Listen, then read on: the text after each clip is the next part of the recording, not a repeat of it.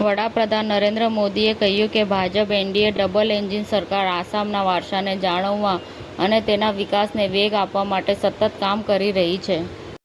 મુખ્યમંત્રી શ્રી ભૂપેન્દ્રભાઈ પટેલના હસ્તે તેમના નિવાસસ્થાને અમદાવાદ જિલ્લાના દિવ્યાંગજનો માટે સહાયક સાધનોનો વિતરણ કાર્યક્રમ યોજાયો.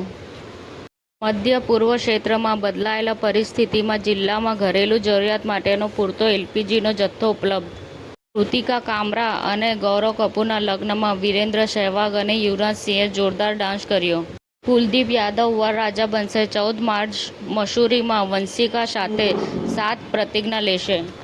અમદાવાદ સિવિલના તબીબોની કુશળતા, 2 જટિલ સર્જરીમાં મળી સફળતા. ગંભીર સ્થિતિમાં રહેલા 2 દર્દીઓને મળ્યું નવું જીવન. કાવ્યા મારન દ્વારા પાકિસ્તાની સ્પિનરને ખરીદવાથી હોબાળો મચી ગયો, જેનાથી ભારતીય ચાહકો ગુસ્સે થયા. બાયડાના પ્રતિષ્ઠિત તબીબ ડોક્ટર મહેન્દ્રભાઈ પટેલને દિલ્હી ખાતે ભારત કે રત્ન એવોર્ડથી સન્માન આપવામાં આવ્યું.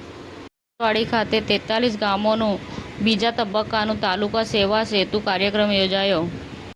મોડાસામાં એમએસડબલ્યુ કોલેજ અને એમએડ ઇન્સ્ટિટ્યૂટના સંયુક્ત ઉપક્રમે ભવ્ય વાર્ષિકોત્સવ 2026 ઉજવાયો. સમાચાર ટુડે ન્યૂઝ ચેનલની ટીમ અને જે સત્ય છે તે જ બતાવશે. આપ જોતા રહો સમાચાર ટુડે ન્યૂઝ ચેનલ. ગુજરાતની ધરતીનું ગુજરાતીઓ માટે જ, એટલે કે સમાચાર ટુડે ન્યૂઝ. અમારી સમાચાર ટુડે ન્યૂઝ ચેનલને લાઇક કરો, શેર કરો અને સબસ્ક્રાઇબ કરો અને જોડાયા રહો સમાચાર ટુડે ન્યૂઝ ચેનલ સાથે.